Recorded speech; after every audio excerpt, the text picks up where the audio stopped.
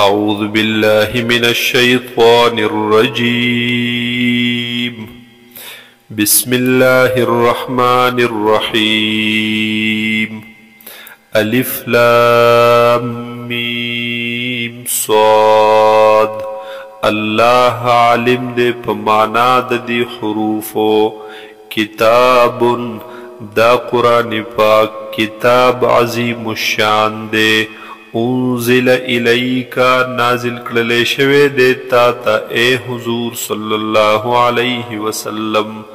فلا یکن فی صدرک حرج منه پس ندی وی پسینه مبارک کستا اے حضور صلی الله علیه وسلم حرج ستنگی منه د دې د وجه یا د دې د تعلیم د دې د تبلیغ د دې د رسولو د وجه. لتنذر به د پاره د دې چې ته ویروې په دې قرآن پاک سره خلق لرا وذکرى للمؤمنین او دې دا قرآن پاک نصیحت د پاره د مؤمنانو. اتبعوا ما انزل الیکم من ربکم تابیداری کوي تاسو ما د هغه څه انزل الیکم چې نازل کړلې شوي دي تاسو ته من ربکم د جانب د رب تاسو نه. د دې حلال ته حلال وایي د دې حرام ته حرام وایي.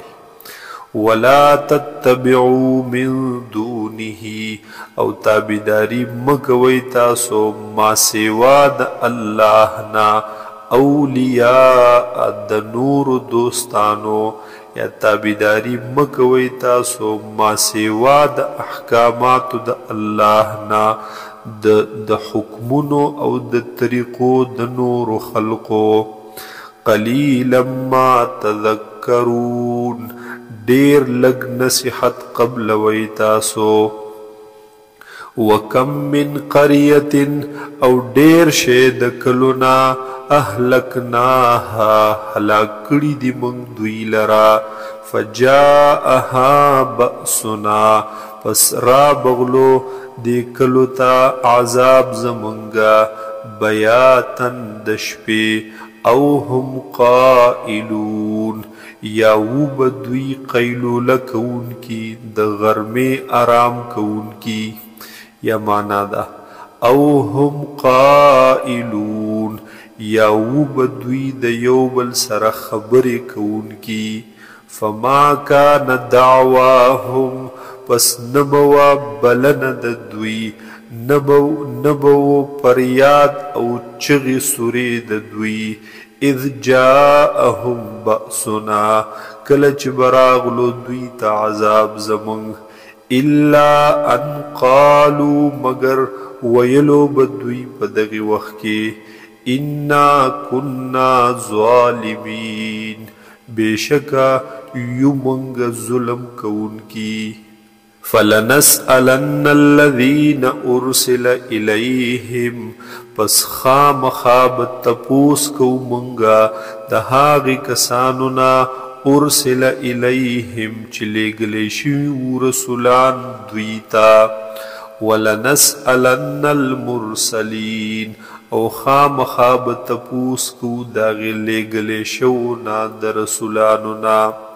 فلنقصن علیہم بعلم پس خامخاب بیانو منگا علیہم پدوی باندے حقیقت لرا حقیقت حال لرا بعلم پدلیل سرا یا پعلم سرا. وما کننا غائبین او نیو منگنا خبر غائب. والوزن یومئذ الحق او وزن د عملونو یومئذ پدغی ورځ باندې الحق یقینی دے حق دے.